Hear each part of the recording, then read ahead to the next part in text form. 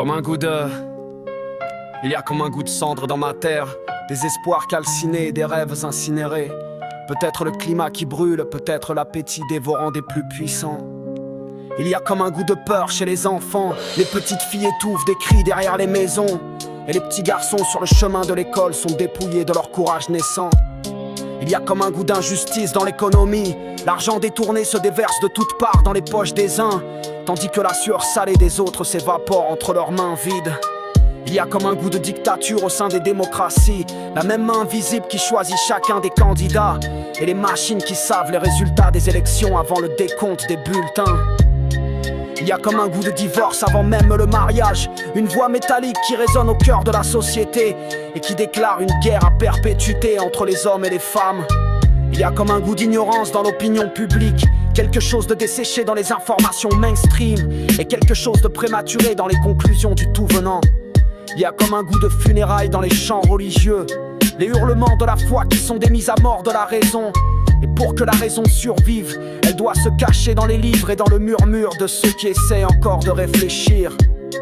Quand tout chante et prie, il y a comme un goût de trahison dans les amitiés. Les grandes amitiés sont mortes avec le passage du bac, et elles ont été remplacées par les grandes ambitions et les grandes jalousies, par le poison de la comparaison douloureuse.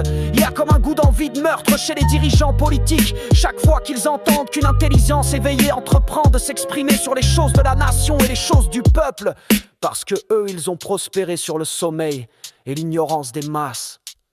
Il y a comme un goût de chaos dans l'ordre mondial, des dirigeants de nations qui dirigent avec leur égoïsme individuel et leur égoïsme de groupe, et qui ne réfléchissent que pour chercher les moyens de mieux conserver leur pouvoir et de mieux blinder leur fortune. Il y a comme un goût d'indifférence dans le ciel, des milliards de prières qui se brisent contre le mur du grand silence cosmique, et les croyants qui sont obligés de se répondre eux-mêmes en remplissant le ciel des projections de leurs propres pensées, de leurs propres chimères.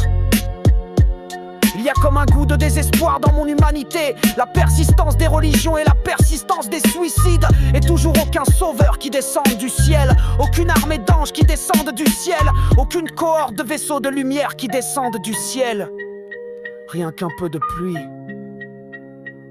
Il y a comme un goût de guerre civile qui s'approche peu à peu, la grande déflagration de la lutte lancinante des classes.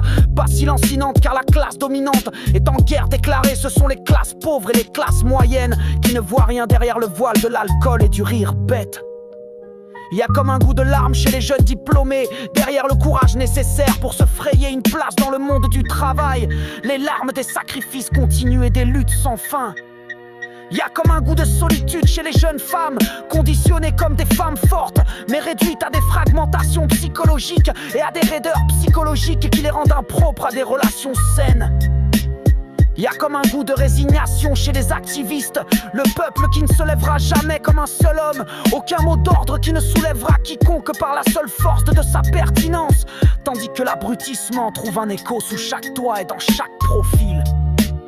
Il y a comme un goût de révolte dans le rap, la seule musique qui regarde en face les problèmes les plus importants et qui refuse d'annoncer les mêmes âneries que les autres musiques destinées à faire tourner les reins et à faire sautiller les seins. Alors on trouve toujours le temps de chanter et de danser. La vie sur terre est rire et larmes, feu vivant et peur glacée, grands sauts et grandes chutes. La volonté de se relever et de continuer d'avancer. La grande promesse vient de la vérité elle-même. L'esprit qui ressort de tout cela grandit et toujours pur. Des nuits de tristesse et des journées de travail qui font fleurir de nouvelles idées et de nouvelles actions. Des temps de bonheur qui se dilatent au fur et à mesure en gagnant du terrain sur les revendications de la souffrance.